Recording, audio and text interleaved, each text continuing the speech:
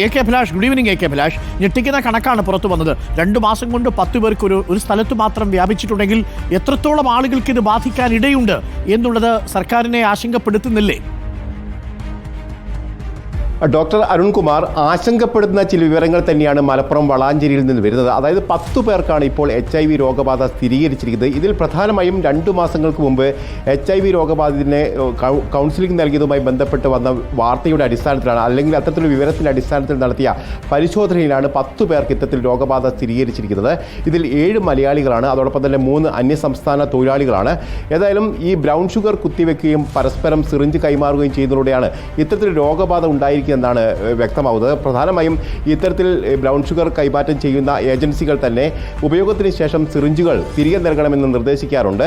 ഇത്തരത്തിലുള്ള സിറിഞ്ചുകൾ അടുത്ത ആളിലേക്ക് കൈമാറുമ്പോഴാണ് ഇത്തരം രോഗബാധ ഉണ്ടാവുന്നതെന്നാണ് ഇപ്പോൾ നമുക്ക് അന്വേഷണത്തിൽ നിന്ന് മനസ്സിലാക്കാൻ കഴിയുന്നത്. ഏതായാലും DMO പറഞ്ഞിരിക്കുന്നത് ഇക്കാര്യത്തിൽ കുറെ കൂടി ആളുകളിലേക്ക് ഈ രോഗബാധ ഉണ്ടാവാനുള്ള സാധ്യതയുണ്ട് എന്നാണ്. കാരണം ഒരു പ്രദേശത്ത് ഇത്രയധികം പേർക്ക് ഇത്തരത്തിൽ HIV രോഗബാധ കാണുന്നത് സംസ്ഥാനത്ത് തന്നെ ആദ്യമായിട്ടാണ്.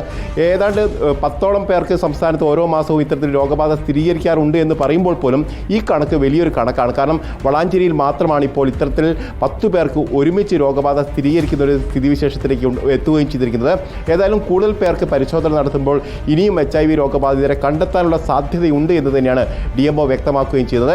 ഏതായാലും ബ്രൗൺ ഷുഗറിൻ്റെ ഉപയോഗം ലഹരി ഉപയോഗത്തിനൊപ്പം തന്നെ MDMA ഉപയോഗമാണ് നമ്മൾ നേരത്തെയൊക്കെ വലിയ തരത്തിൽ കണ്ടിരുന്നത്. പക്ഷേ ഇപ്പോൾ ബ്രൗൺ ഷുഗറിൻ്റെ ഉപയോഗവും വളരെ വലിയ തോതിൽ തന്നെ നടക്കുന്നതാണ്.